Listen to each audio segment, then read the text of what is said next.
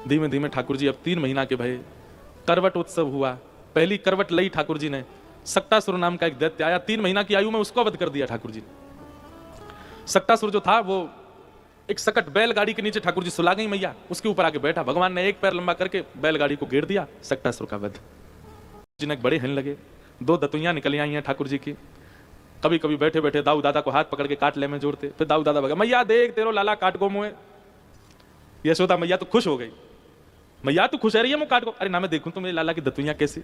यशोदा मैया जाकर के दातन को देखें, आहा कैसे मधुर लाल जी की छोटी छोटी दतुइयां निकल के आई हैं। उत्सव होने लगा गोकुल में, क्यों लाला दांत निकल आए हैं। अब तो महाराज भीड़ लग गई, क्यों गोपियां सब जामे अपने अपने हाथन में कटवा में लालाते, सब मुंह में दें कि लाला नेक काट जाए। ऐसी छोटी छोटी सुई जैसी चुभे सबन के हाथन में, और सब वाको अपने माथे। अरे मैया तुम्हारा लाला तो ऐसा कोमल, काटे भी बड़े प्रेम ते है। ऐसी ऐसी लीलाएं हैं, कभी कभी याद आ जाती हैं भाव। एक लीला है, मुझे नहीं मिल रहा है। ठाकुर जी की कर्ण छेदन संस्कार हेरो है।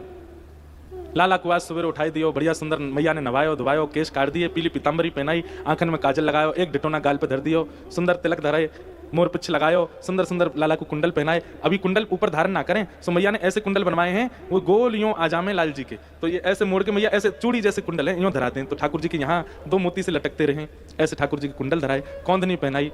लाल जी समझ गए कि आज कछु उत्सव है, यही हमारे मैया इतना श्रृंगार कर रही है। नीचे सब मंगल बाजे बजा रहे हैं, गा रहे हैं, आनंद कर रहे हैं, कदली फल के वृक्ष लगे हैं। ठाकुर जी बड़े प्रसन्न हैं, बोले आज कछु उत्सव है रो है। मैया लेकर के लाल जी को आई, चौकी पे बैठी, सब लोग पुष्प चढ़ा रहे हैं। ऐसे ही पद में वर्णन है पूरा।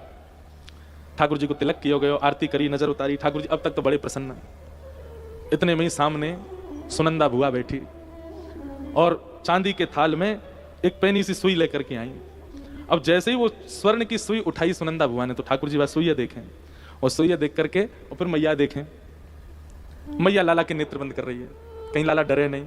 और ठाकुर जी बार बार मैया को हाथ खींचे, फिर सुइया देखें, फिर मैया देखे, बोले जंका हुए को ये तो धोखो दियो जा रहा हो हमें। अब मैया सबंते कह रही है, बोले लाला डर रहा है यार, नचाओ, कोई लाला को ताल सुनावे, कोई लाला को गा के बतावे, कोई लाला के आगे फिर के नहीं घुमावे। ठाकुर जी थोड़ी देर तो वाय देखा, फिर भैया देखे सुई है, बोली सुई का ही कुधरी है यहाँ। इतने में ही यशोदा मैया ने इशारे में कि वो झटपट कर दो, ये ऐसे न करन देखो। लेकिन सुनंदा के भी हाथ कांप रहे हैं, ऐसे कोमल ठाकुर जी इनके करने छेदन करूं कैसे। सुई हाथ में लेकर के, और जैसे ही लाला को कान पकड़ो, सोई ठाकुर जी समझ गए, बोले ओहो ये सबरे नंद बाबा वगैरह सबन के कानन में कुंडल ऐसे मेरे ऊपर पधरामेंगे काट के। सोई ठाकुर जी गुटमन दौड़न लगे, यशोदा मैया की गोद से निकल के दौड़े। और कहां गए, बोले पास से एक पलंग धरो, बाकी भीतर जाके बैठ गए। और नीचे तो ही सब बुला रहे हैं, यहां तक कोई आवे तो पलंग को चले जाए, पलंग तो को चले जाए। और ठाकुर जी ऐसे घबरा रहे हैं, ऊपर से सब देवता देख रहे हैं, बोले अरे ब्रजवासियों तुम्हारे हाथ जोड़े, ये परमात्मा है, कहीं इनको ज्यादा भय लग गया तो नूतन प्रलय हो जाएगा। यशोदा मैया ने अपनी साड़ी खोची, बोले आज लाला को करना ही है, पकड़ो दारी के। यशोदा मैया के हाथ में पाम आ गए, ठाकुर जी सोई खींच के बाहर निकाले और खींच करके गोद में लिए, और मेरो लाला। ठाकुर जी रो में चिल्ला में चीखें। और इतने में ही सुनंदा जैसे तैसे गई, ठाकुर जी को कर्ण पकड़ करके जैसे ही सुई पधराई, लाल जी जोर से चिल्लाए, चीख रहे हैं, रो रहे हैं। और तभी एक सुंदर हीरा को कुंडल ठाकुर जी के कानन में पधरा दियो। धीमे धीमे ठाकुर जी शांत हो गए। नंद बाबा गौशाला में घुमा के लाए, गैयान के बीच में खेले, बीच बीच में कान पकड़ के रो में, सब वर्णन कियो पद में। और ठाकुर जी को कर्ण भेदन संस्कार भयो। अब लाल जी के कानन में छोटे छोटे हीरा के सुंदर सुंदर कुंडल विराज रहे हैं। ज्यों ज्यों लाला बड़े हैं रहे, त्यों त्यों रूप माधुरी ऐसी ठाकुर जी की सबके चित्त में बस रही है। अब तो केवल ब्रजवासियों को एक सबरे अब गौरस निकालें, दूध घी दही सब इकट्ठो करें। सब हर घर में 1-1 गैया है। गोकुल नामी गोकुल है, जहां हर घर में 1-1 गैया है, उसका नाम है गोकुल। लेकिन सब ग्वाला ऐसे पतरे दुबरे पत्र पूछ रहा से। ठाकुर जी बोले अरे तुम कछु खाओ पियो ना हो, तुम देखो मैं कैसो गदमद रहा से, तुम सबरे ऐसे पतरे पतरे डोलो। सब ठाकुर जी के सखा बेचारे सब कहें लाला तू तो राजा के यहाँ जन्मो है, तो तेरे काजे कोई कर थोड़ा ही है, हम पे तो कंस ने कर लगा रखो है, टैक्स। कर आज के नहीं है, कब से चले आ रहे हैं बताओ। ठाकुर जी बोले काय बात को कर। बोले अरे भैया ये 84 कोस ब्रज की राजधानी है ना मथुरा, तो वहां के राजा कंस ने हम पे कर लगा रखो, जितनों भी दूध घी दही होएगा वहां को 1-1 मटकी ही हम घर पे रख सकें, बाकी सब मथुरा भेजना पड़े। और मथुरा ते फिर वो कछु दाम दे और उनको 4 गुना दामन में कंस बेके। उस समय का सबसे बड़ा व्यापार था दूध घी दही आदि का।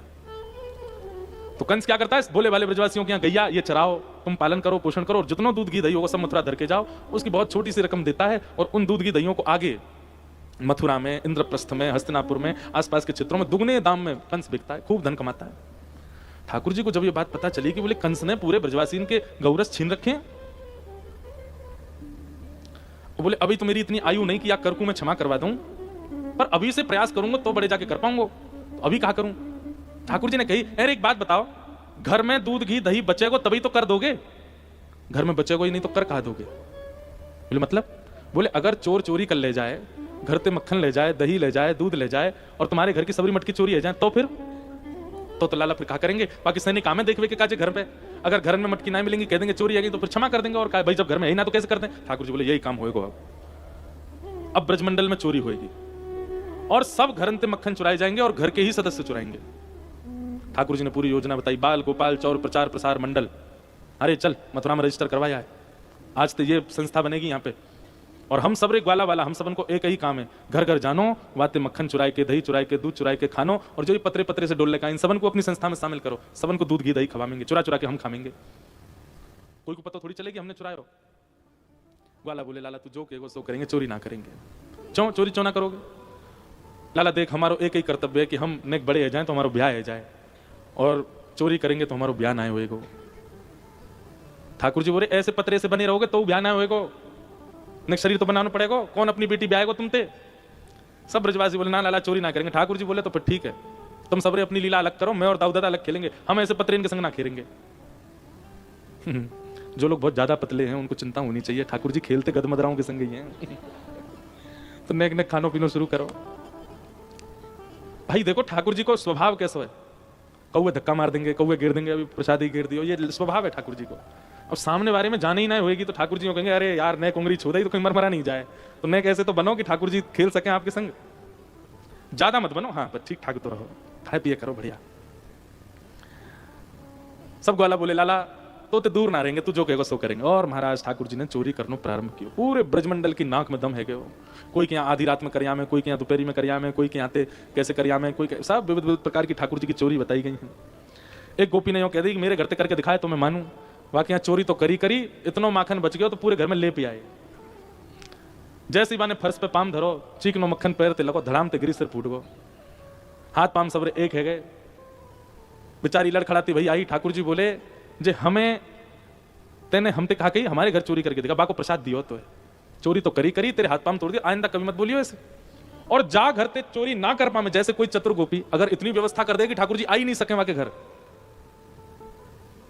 ऐसी गोपीन के यहां ठाकुर जी कोयला लेके जाएं और बाहर जाकर के सुंदर कछु दृश्य कछु भूतरा सो हवा सो बनाया में। वाला बोले लाला या को कहा मतलब है? बोले इनने हमारो खान पान रोको है, हमारी पूरी जिम्मेवारी होगी कि इनके घर में भी चूल्हो नहीं चले, हमारो माखन हम हमारे मुख में आवे तो रोको है, तो हम भी इनके चूल्हे को सर्वनाश करेंगे।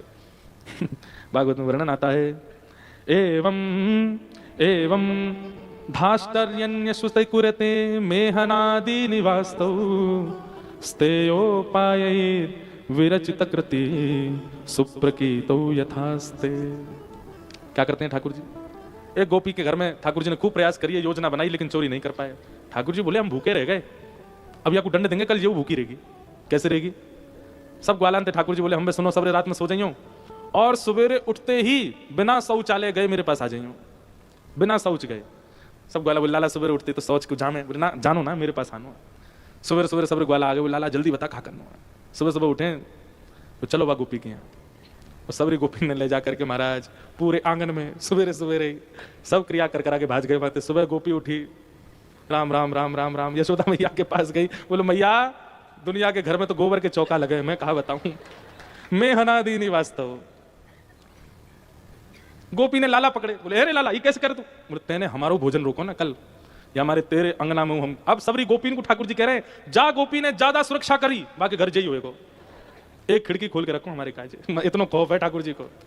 लेकिन भैया ये सब लीलाएं ठाकुर जी कर रहे हैं, एक को भी क्रोध नहीं आता ठाकुर जी पे, सबके मन में यही आता है। अब तो गोपियों की स्थिति हो गई कि दूध जब जमाती है ना, उसमें केसर डालती हैं, उसी में मिश्री डालती हैं, उसी में इलायची पीस के डालती हैं, क्यों और स्वादिष्ट है जाए, लाला कहीं चोरी करवे आवेगो तो वहां कुछ स्वाद मिले, ऐसा बनाऊं कि मेरे घर ही चोरी करो करे और कहीं नहीं जाए। ऐसी सब गोपियों की स्थिति हो गई। अद्भुत है ठाकुर जी की लीला।